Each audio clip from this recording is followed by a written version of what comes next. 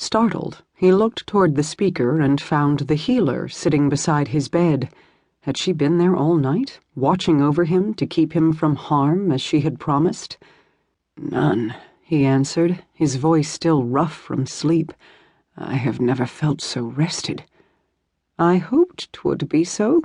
She sounded pleased. She must be exhausted. Yet another debt he owed her. "I did dream, though," he murmured, a face drifting through his memory.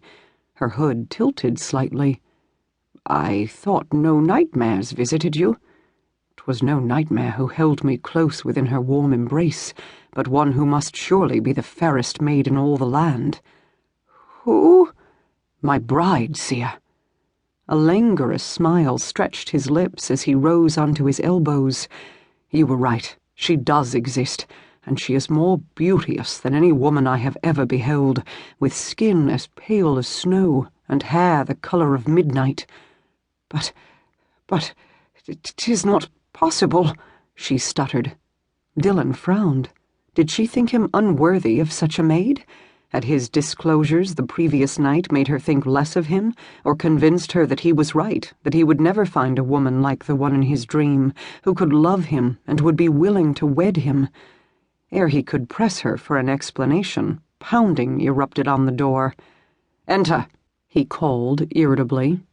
Sir Simon, his second-in-command, threw open the door and strode into the solar with a grin. His gaze flitted from Dillon to the wisewoman. Stopping short, the big man sketched her a clumsy bow. "Good morrow to you, wise one." "Good morrow, Sir Simon."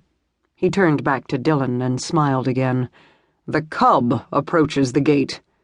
Thrilled by his unexpected visitor, Dillon eagerly abandoned his concerns and turned bright eyes on the seer.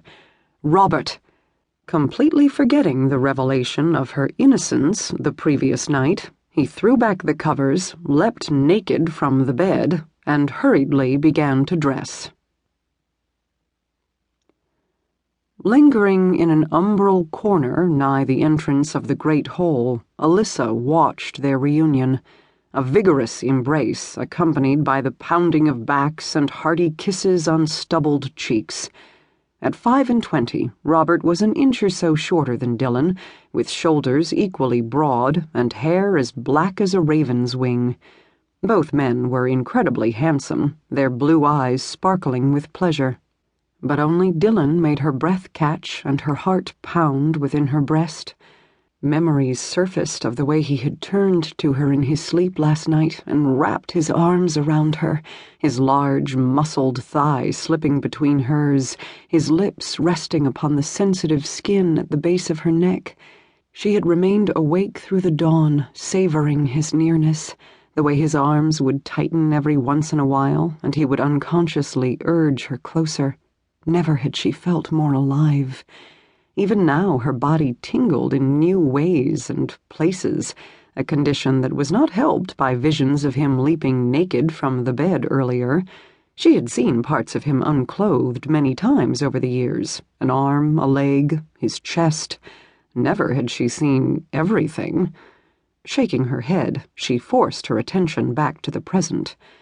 All that remained of their family, the two Westcott warriors remained as close as siblings could be. Their sister had died in childbirth. One of their elder brothers had met a violent end in the Holy Land.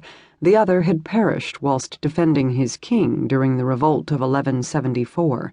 Their mother had died birthing Robert, almost taking Alyssa's grandmother with her, as she had fought for the lives of mother and babe. And their father, the last Earl of Westcott, had breathed his last breath without warning one afternoon.